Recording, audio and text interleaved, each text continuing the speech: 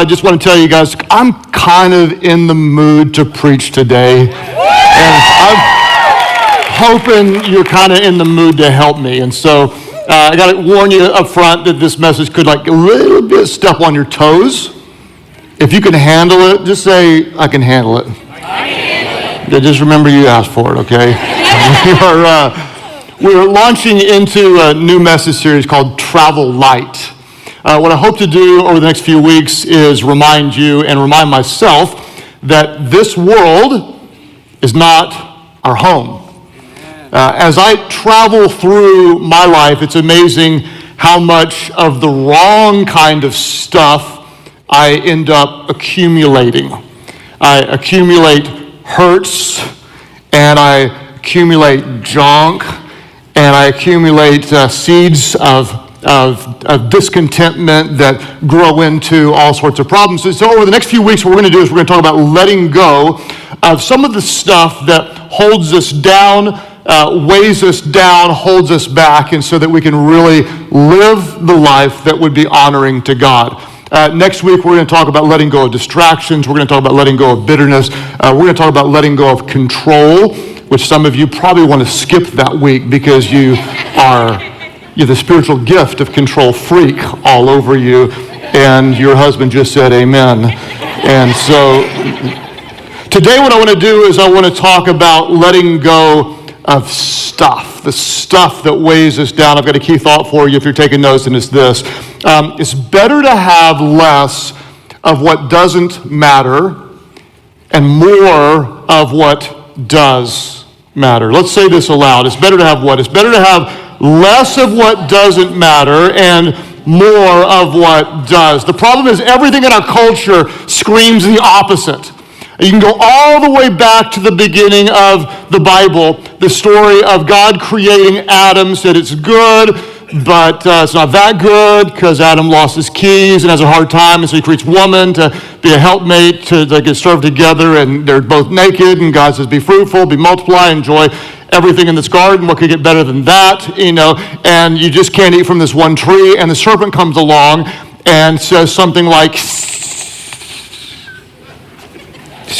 that's how I imagine the serpent introducing the conversation. Said, did God really say you can't eat the fruit of that tree? And all the way back, the very first creation story, you see the very same lie implied that so many of us tend to believe today, and that is what you don't have. You have all these other blessings from God, but what you don't have is what you need to be happy, fulfilled, and complete. And I grew up believing this, that something else out there is what I need. More is always better. More is always better. If $1 is good, $2 is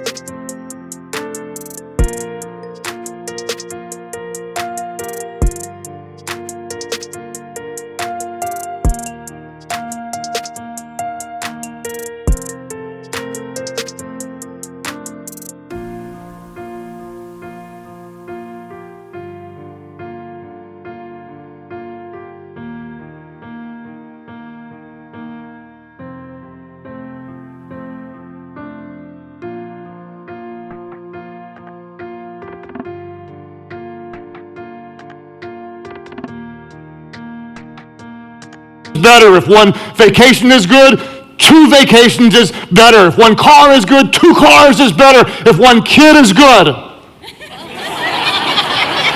6 is more than enough in our family. And I learned the beginning of this lesson that more is not always better years ago when I went to a movie and I bought not one roll of sprees. Who knows what a spree is? The candy? not one roll of sprees, but 2 rolls of sprees, because I wrongly believed that if 1 roll of spree is good, 2 is always better. Well, I ate my way through the first roll of sprees. I was probably a good 65 or 70% through the second roll of sprees when my body violently rejected the spree party that I was enjoying. And I vomited the most colorful stream of internal juices that you talk about a Technicolor yawn. I put down on the floor of the Ardmore AMC or whatever it was at that time, the most colorful array of disgust in the history of mankind. And I learned the principle that I want to teach you today. Solomon actually said this. He said that better, everybody say better. He said better is what? He said better is 1 handful with tranquility, with peace, with joy. Better is 1 handful with tranquility than 2 handfuls with toil and a chasing after the wind. In other words, it's better to have less of what doesn't matter and more of what really does matter. Why? Because your life is too valuable, your calling too great, and your God too good to waste your life on stuff that does not last. Jesus warned us about this. In fact, there's a powerful story about 2 sons that were kind of excited about their inheritance, and Jesus warns them in Luke 12, verse 15. He says, watch out. Everybody say, watch out. He says, be on your guard. Everybody say, be on your guard. The intensity of this warning kind of gets me to pause. It's like something's going to get you. Something must be really dangerous. There must be something lurking around the corner that could cost me a lot. And the reality is, although I might think of physical danger when someone says, watch out and be on your guard, Jesus is showing something that is equally as dangerous to our soul. And he says, watch out. Be on your guard against all kinds of greed. Because life does not consist in an abundance of possessions. Somebody say, my life. Say, my life does not consist of my stuff. Everything in culture tells you the opposite, but I hope you'll understand you are not what you have. You are not what you drive. You are not what you wear. You are not what you own, even though you're being incredibly quiet right now and you act like I'm getting all up into your business. You are not the stuff that you have. The lie is what you don't have is what you need to be happy, fulfilled, joyful, cool, to fit in, to feel good about yourself, to be significant, to be important, to be popular, to have a house like Joanna Gaines. Whatever it is, what you don't have is what you need, the lie says, to be happy, to be fulfilled, to be complete. More stuff. I would ask you the question, what if the stuff you have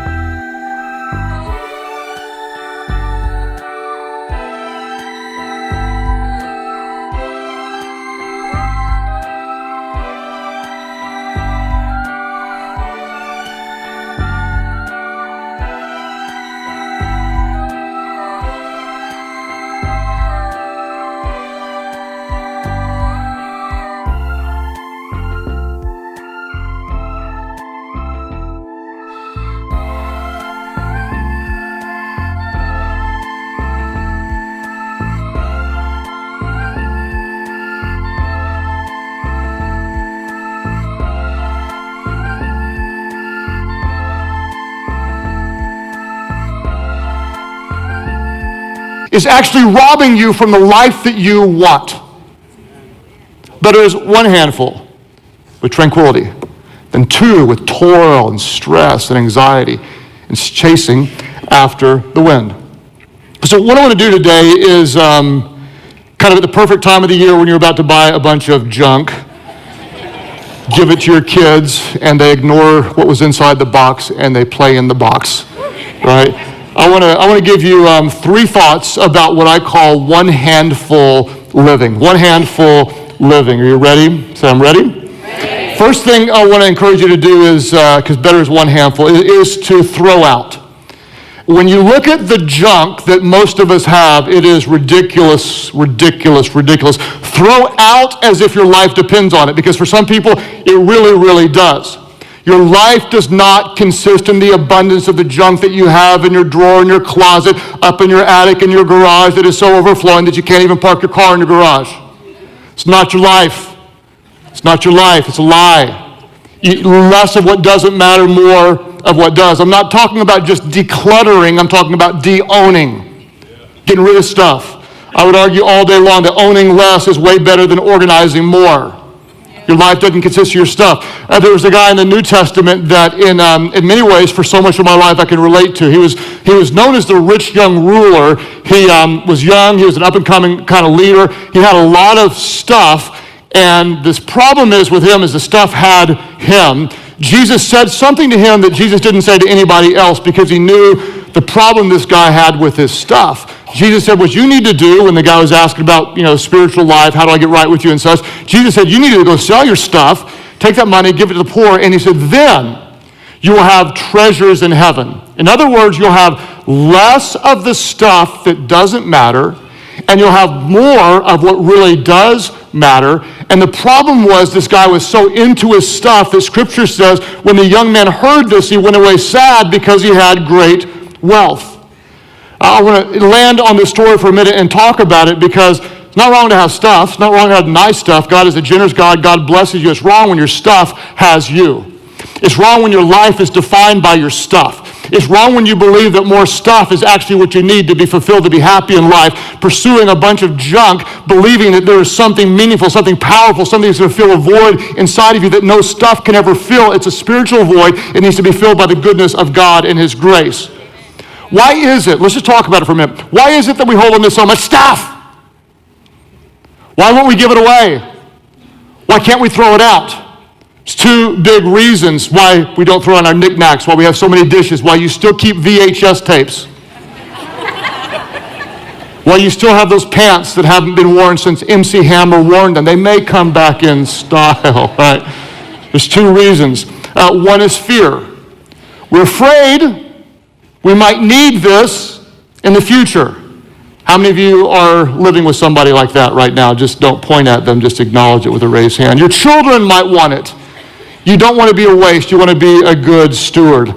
This is how I grew up. I grew up with a real poverty mindset. I might need that. I need to save it. I might need it. Besides, I paid good money for it. I don't want to give that away. This is important to me. What I found is there was a tremendous lack of faith. And now I am incredibly passionate about blessing other people with stuff that we don't need. And it's symbolic of a deeper spiritual sense of faith that's very real in my life. And that is when I give this stuff away that I might need in the future, I'm trusting God to provide for me in the future, and I'm blessing someone else today.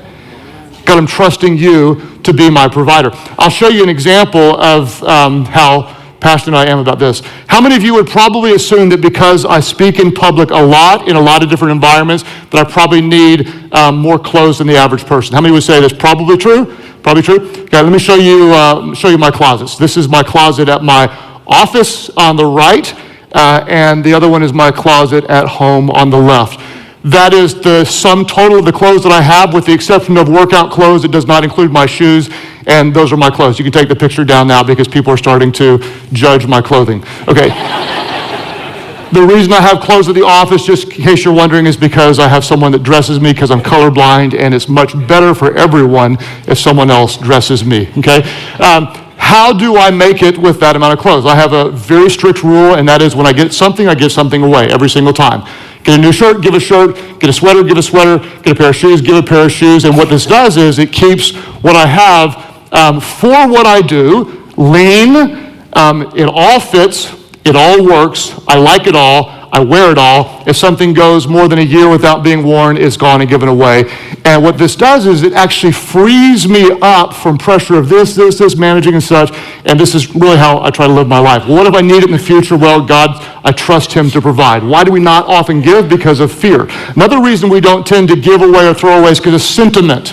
In other words, this was my first ribbon that I won when I was 4 years old. Or this is my child's first drawing that she made, in second grade, and here's the first one in third grade, and here's the 17th one in the fifth grade, and here's the report card, and here's the first diaper that my baby did the duty in, whatever it is. And so we tend to keep because of sentiment. There's a book that I read among many different books on minimalism and such. This book was by Marie Kondo called The Life-Changing Magic of Tidying Up. It's a very odd, strange book, which I like. If I read a book that's close to my philosophy, it doesn't change me. If I read a book with 1 degree away from my philosophy, it doesn't change much. If I read one that's way, way different from the way I think, it can rattle me off center. That's what this book did, and that's why I like it, why I recommend it, because it's weird enough to jar me out of where I am. What the author says about sentimental things is she says to thank them for the purpose they served in the past and bless someone else with it. Thank you, God, for that duty that was in that diaper 27 years ago when my baby first pushed that stuff out of her little body into that tiny diaper. It served its purpose in my life, and now I'm going to bless the garbage man with this treasure and move on with life. Thank you, God, for the gift that my college roommate painted for me years ago. It served a very valuable purpose and showed me the love and relationship we have. I treasure that in my heart, and now I bless someone else with this gift.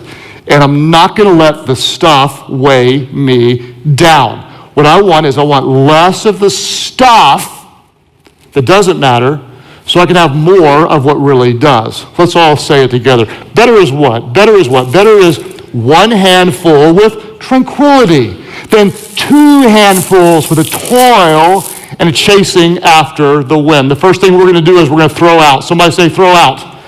Notice I did not say throw up, I said throw out. The second thing we're going to do is we're going to buy less. Buy less. Some of you are going to say, too late, Pastor Craig, Black Friday and Cyber Monday just came, and I just failed for the glory of God in every single way. 62% of people actually admit to shopping to cheer themselves up. I feel down, I feel depressed, so guess what? I'm going to go shopping and get more financial struggles because that's going to make me feel so much better. It's a form of entertainment. I want something new. I want something clean. When I go shopping, it makes me feel powerful. It gives me a sense of momentary significance to buy something I don't need with money I don't have, to impress people that I don't even like. There's something about that gives me a dopamine temporary high. Oh, glory to God. Because what I don't have, that thing out there, it's what I need to feel fulfilled, complete, and satisfied. I love what the psalmist says in Psalm 119, verses 36 and 37. A prayer. God, cause my heart to bow before your words of wisdom and not to the wealth of this world. I need to pray this all the time. Help me turn my eyes away from illusions so that I may pursue only that which is true. Help me turn my eyes, another version says, away from meaningless things. What I want to do is I want to get to the place, and I'm not there now, but I want to get to the place where my life is so full of the goodness of God that I don't need things to help me feel better about myself. I don't need things to define who I am because Jesus has defined who I am. And in our home, one of the things we're really working on and doing better at than in years past is we're working hard to choose experiences over things, experiences over things, experiences over things. I want my children to have great memories of experiences over things. In fact, just to kind of even see what they would say, I texted my 2 oldest daughters, Katie and Mandy, both of whom are married, this week, and I asked them, what are your favorite childhood memories? You know what they didn't say? That time you got us the video game, right? The time I finally got my new Lulu leggings or whatever it was. They did not say that. And I want to tell you what they said because it really made me emotional. They said this. Mandy said when we played G-ball, that was our Groeschel version of kickball, much better than kickball is G-ball, you see. When we played the escape game, I did this with all of my kids, where I lock them up and hold them, and they have to escape by a certain number. If not, they get tickled, and so ready, go, and they fight, and they fight, and they fight.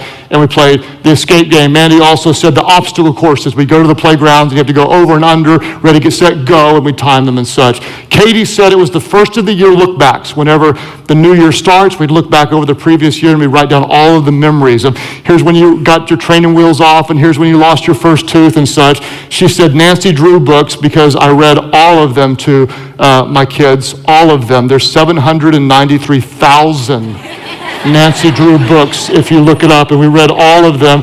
And then she said the dog fairy stories, which I don't want to go into details, but it is a true verifiable fact that since I was a child, there's actually a dog fairy that lives under our house. He follows us from house to house. At nighttime, a magical door opens under a bed. The dog fairy comes out and does all sorts of wild adventures in the house. Some of you will not believe it, but I tell you, God is my witness. There's a dog fairy that lives in our house, and I'm sticking to that story as long as I live. Throw out. I need that stuff. I'm be weighed down by that stuff. On the other side of that stuff, there's freedom and there's joy and there's time for relationships. I'm going to buy less. We're into experiences, memories, time with the people that we love, not stuff that will burn up. And then finally, to have the life that really matters, one hand living, I'm going to talk about giving more. Give more. Give more. I love what Paul told Timothy in 1 Timothy 6:17. To me, this is so powerful and emotional to me, what he said. Paul told Timothy, he said, command those who are rich in this present world. Let me stop there for a moment, because whenever we read a verse about rich people, I know what most of you do. Most all of you are going to say, well, I know some rich people, but I'm not a rich people. I work with a rich person, but I'm not a rich person. I've got a friend at college, and her parents pay for everything. They're rich people, but I have a job. I'm not a rich people. Let me just put it in global perspective for a moment. If you drove somewhere today, you are rich people. You're in somewhere between the top 5 to 7% richest people on planet Earth. If you have 3 meals a day, or at least the option to have those, you're a rich people. You're in the top 40% of people alive today. If you're able to order a pizza on your phone, you're a crazy rich people. We're rich people. When we look at the totality of the population of the world today, we are incredibly blessed. This verse is to us. Hear it, feel it, internalize it, embrace it, live it, become it. Command those who are rich, this is us in this present world, not to be arrogant.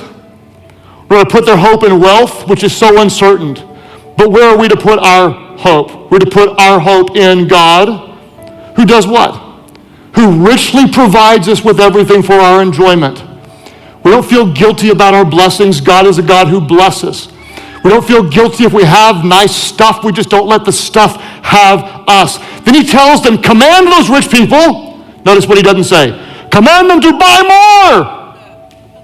Command them to hoard it all until they don't have room in their nice house and they have to buy extra storage space just to put their stuff. He doesn't command them to click buy now on Amazon over and over and over again. But this is what he says. Command those rich people to do good, to be rich in good deeds, to be generous and willing to share. In this way, they will lay up treasures for themselves as a firm foundation for the coming age, so they may take hold of the life that is truly life. Your life does not consist in the abundance of stuff, but when you're a blessing, when you choose experiences, when you overflow the goodness of God and you're generous, that is the life that is truly life. Less of what doesn't matter, more of what does. In fact, when I think about stuff, I never get emotional like, oh my gosh, I got that expensive high in bed. Oh, it makes me so emotional. I don't have a single emotional getting story. Oh, when I finally got my iPhone 10, oh God, I feel so close to you. When I finally got the off-white shoes, well, no, I don't have those, but if I did, oh no.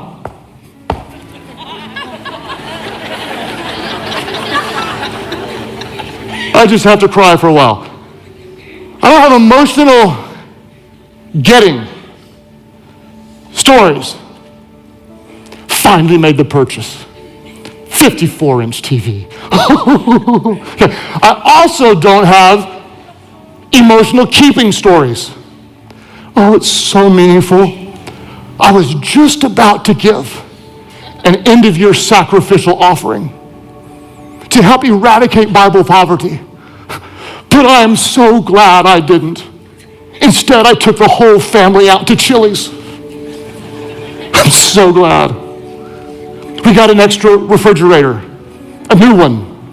And I was going to give the old one to this great single mom from my life group who is in need and doesn't have one. But oh, thank God in heaven I kept that out in the garage. We don't even remember it's there, but it's out there just in case I need. I don't have an emotional story like that. But I've got too many emotional giving stories to count.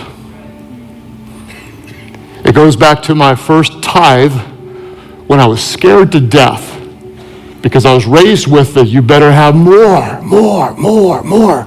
And giving God 10% seemed irrational. And I remember being totally convicted to do it and scared. And I wrote a check. If you don't know what a check is, you can Google it, along with a VHS tape for those of you that are under 25 years of age. And my hand was like shaking. And I put it in an offering bucket. And I felt so close to God. Faith. And he proved himself faithful to me. I remember when we started Life.Church, and Amy and I felt called by God to do what we called going all in. We took everything that wasn't tied down, like that means our house, every cent that we could liquidate with everything we had, and we gave the first offering to the church. It was the biggest offering to us. Wasn't big compared to what we can do now, but at the age of 28, we went all in. And 2 years later, we did it again. And I remember that with joy and great emotion. I remember when I wrote my first book, 15 books, my first book, and we had 6 little kids, and we were looking at braces, and had college coming, and weddings, because I got 4 daughters, and I thought, this is going to be a great way to pay all this stuff. And we felt called by God to give the royalties from that first book. And we wrestled with it, we said, God called us to do this. I feel great emotion for that. I remember when people wanted to buy our church resources, and we said, what if we gave them away? I remember the fear of could we keep doing it, and would it matter, would they care, and how now years later, churches around the world are blessed by that decision. I remember when we gave our first car to someone in need. Wasn't an expensive car, but it was a lot to us then.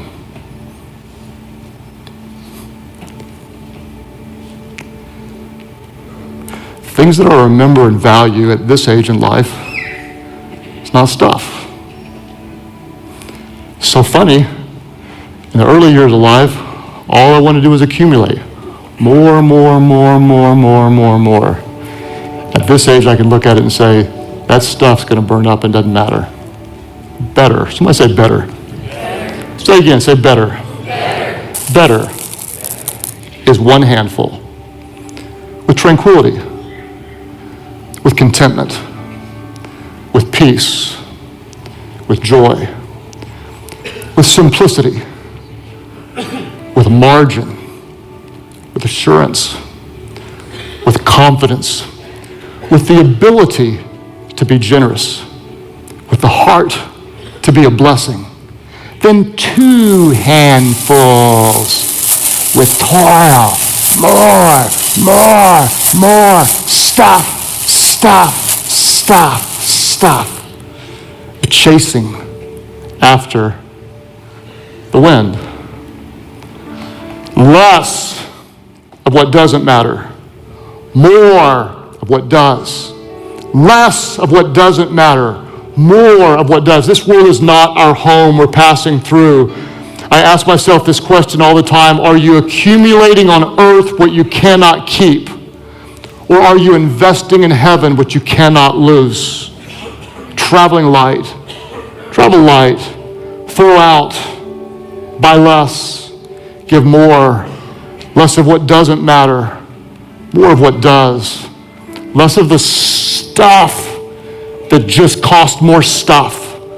Less of the stuff that just accumulates and gets in the way of what matters. More intimacy. More peace. More joy. More deep and committed relationships. More generosity. More blessings that are truly blessings. Less of the imitations, less of the distractions, more of the life that is truly life. Because listen to me, your calling is too great. Your life is too valuable. Your God is too good to waste this one life on things that do not last. Why is one handful living better? Think about it. When you've got one handful, what can you do if someone's down? You can help them up. What do you do if you have one handful? You can give to someone who's in need. If someone who is hurting, you can encourage them, cheer them up, give them a hug, pat them on the bottom. Flat, never cupped.